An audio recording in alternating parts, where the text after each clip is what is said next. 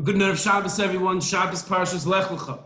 Baruch Hashem, we're beginning our journey along with Avram Avinu. He's beginning his journey. We're going to tag along to his journey. The question that I would like you to share your Shabbos tables this week is a question that's going to bring out a fundamental concept in education and chinuch. We discussed last week education, that the whole Tevas Noach, the whole ark, was a re-education for the entire world. We're going to see a yesod, a fundamental concept from the Meshech Chochmah that is going to answer your question of how do I become an effective parent?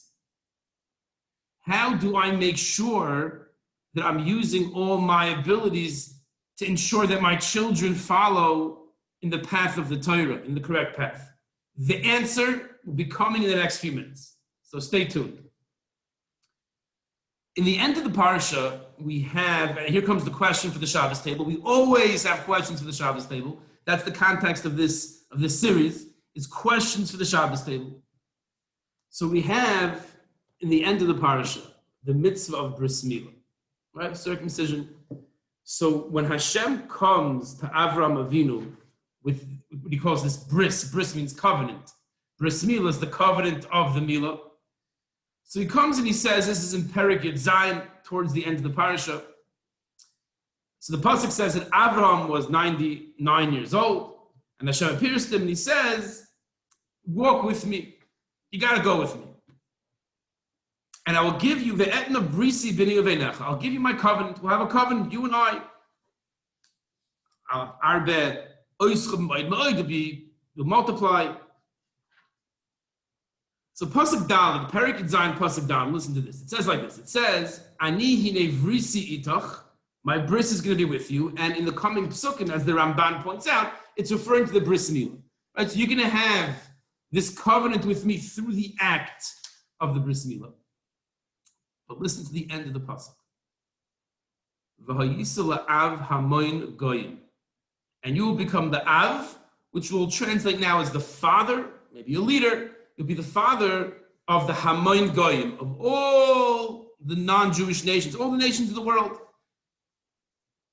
So it seems that there's a connection between the bris milah, I'm giving you my bris, and it sounds like through that, you will become the Av Hamoin Goyim, you'll be the father of all the nations, the leader of all the nations, through bris milah. So we know that Avram Avinu was very active, and Avram was Megar the Noshim. The Anoshim, Avram was Megar the men, and Sarah was Megar the Noshim. She converted the women. They're definitely involved in bringing people closer to HaKadosh Baruch Hu. And in that sense, he was already a world-famous figure and already an Av Haman Goyim. But it seems like through bris milah, for some reason, this is our question. Why is that? But through bris milah, for some reason, that's when he's going to mamish become mamish the Av Haman Goyim. That's when he'll become the leader, the father of all the nations. Until this point, even though he's had tremendous Mesiras Nefesh for his belief in monotheism in HaKadosh Baruch Hu, you're not ready to be the Av Haman Goyim. It's only through bris milah that you're ready to be the Av Haman Goyim. The question is why? Why? Ask your 10-year-olds, why is it that it was through the bris milah, through the circumcision, that Avram Avinu is now able to be the Av Haman Goyim. He's able to be a leader, to be a role model for all the nations of the world. What is it about the bris milah? That's the question. Okay? Comes the Meshech Chochmah, the Heilige Meshech Chochmah, and he says like this, Yitachin, it's possible. Ki Avraham Masar Nafshay B'ur Kastin V'nechbash B'kuta. We know the famous Maisa where Avraham, he denied, he was kofer of Avodah Zarah and idolatry. He was machadish. He introduced monotheism into the world. Then Nimrod threw him into the Kivshan Eish, into the burning furnace in Ur Kasdim, and miraculously he was saved. We know that. There's also the Ramban brings actually from the secular history books in last week's parasha that he was also, Avraham was thrown into jail in a place called Kuta, also because of his beliefs, was considered negative in those times. He was thrown into this jail, and miraculously somehow the king pardoned him. The Ramban tries to explain exactly the nature of him leaving Kuta, but he left Kuta, but he definitely exhibited a lot of Mesiras Nefesh for Yiddishkeit, for monotheism. And the Meshech Chochmah says he was thrown into this jail because of his opinions on his anti-Avodah Zarah stance, as well as his belief in Hashem. But says the Meshech Chochmah, even though he almost gave up his life for it, he was prepared to do so. He still couldn't prove, he couldn't serve as an example for what was pashut to him, for what was obvious to him. That Hashem is mashgiach. Hashem oversees everything that's going on in the world. Not just that there's a God who created the world and then I can live my life. But that Hashem is mashgiach. Hashem is involved in every single detail of every single thing that happens into the world. And he talks, he interacts with his bechira, with his chosen ones. And he commands and he instructs and he shows people how to live their life. That Avraham Avinu was not yet in a position to teach that to the world. They wouldn't be makabel. Just because I know what the truth is, that doesn't mean this person's going to receive it from me, right? The 101 in education, to be an educator, you have to have the respect of the people that you're educating. If the class doesn't like the teacher, if they have no respect for the teacher, no regard for the teacher, he could be saying pearls of wisdom, they're not going to receive it. I've seen this happen where people feel, and sometimes they're right, that they have a good idea, they're trying to teach others, but people don't respect that, they don't like that individual, they're not going to receive it from him.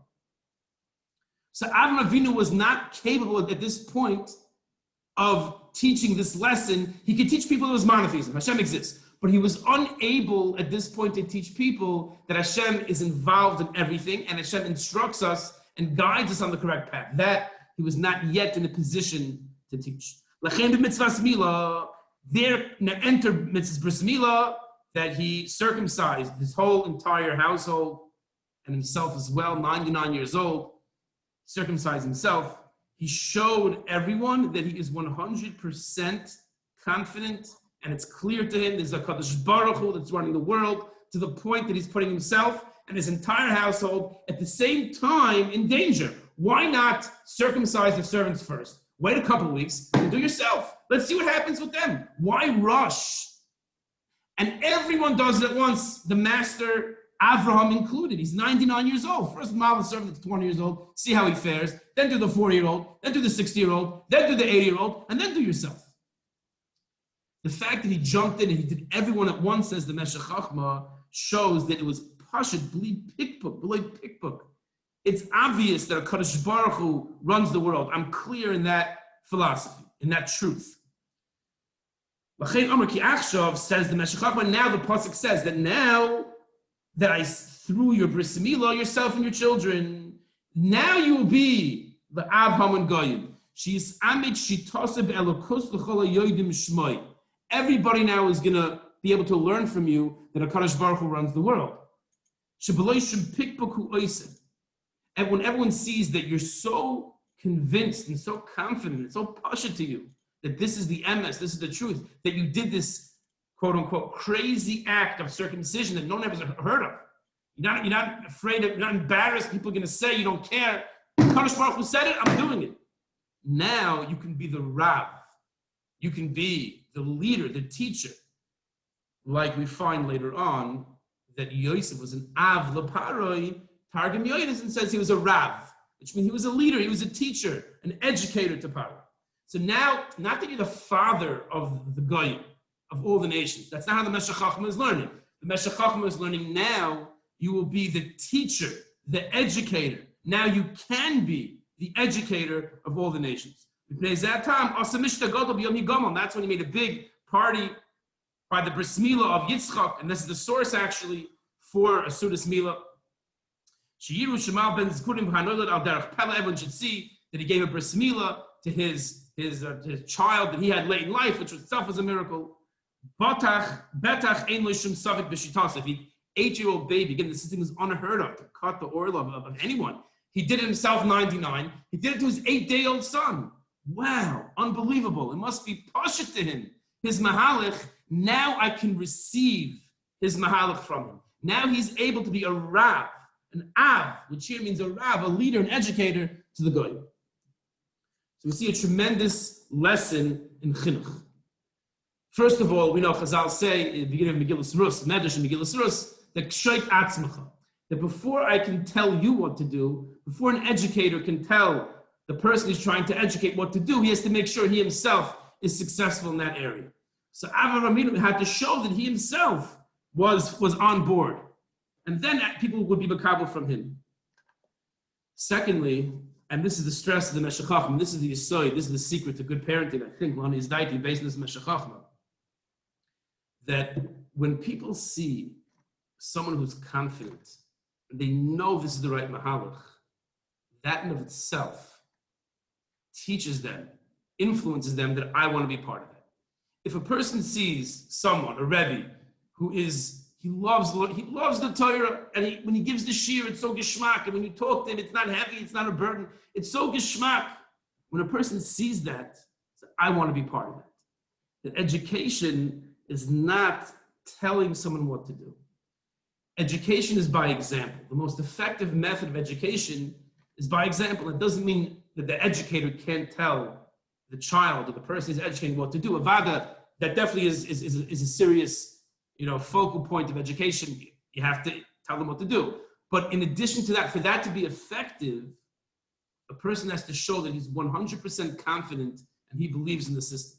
And that's why Avraham Avinu could only be the Av Haman Goyim, the teacher of all the nations, once he displayed his confidence that this is the Mahalach. And my dear mother always says, when sometimes it happens, that you ask a kid what to do something and they don't listen, right? Or they ask you for something and the parent says, no, tatale, and the kid kvetches and kvetches. So Freck, my mother, how come when you walk into the Winn-Dixie and the kid pulls out a treif candy bar, and you say, no, how come the kid doesn't whine?